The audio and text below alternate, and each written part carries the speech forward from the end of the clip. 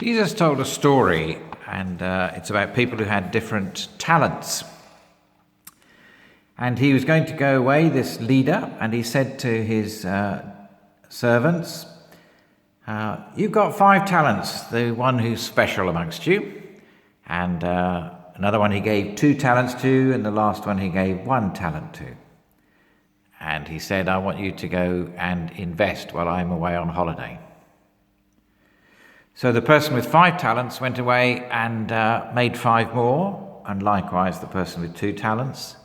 The person with 1 talent was a bit frightened, actually, and buried his talent in the ground so that when the master came back, he could at least give him the 1 talent. The master was incredibly pleased with the first 2 because they had invested according to their skills base. But with the last one, he was exceedingly cross because he'd wasted just the little he had. So let's translate it. You can read it if you want to. It's in Matthew 25:14-30. Let's translate it into contemporary language. 5-star people are those who might be musically very gifted, those who have riches and are celebrities, A-list celebrities, well-known names, those who are statesmen and stateswomen on the world stage, and from them a huge amount is demanded, so they don't waste their skills and riches.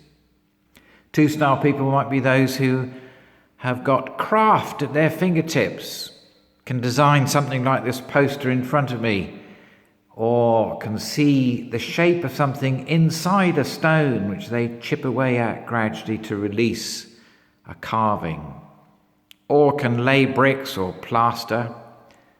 I've always been amazed by this ceiling. It's a barrel ceiling. Look at that. Not a crack in it anywhere. How on earth could you plaster something like that? Beautiful curve. Amazing. I could never do it. The whole lot would fall down on my head. So there are lots of skills. And then 1-star people is probably a bit like you and me, average, stick in the mud sort of people. We do our bit. But from the most gifted, the most is expected. But from the least gifted, even what they have should not be wasted. We shouldn't be frightened. We shouldn't be frightened by social media, which might say we have to have straight hair, we've got to look like a stick insect if we're a girl. It might say we've got to have our trousers down our legs if we're a lad and look a bit scruffy and have tattoos or whatever, and nuts and bolts sticking through our heads. What's important is that we are true to ourselves. So if we like to do that, brilliant. But if not, let's be ourselves. We shouldn't be frightened by social media. Shouldn't be frightened by bullying either.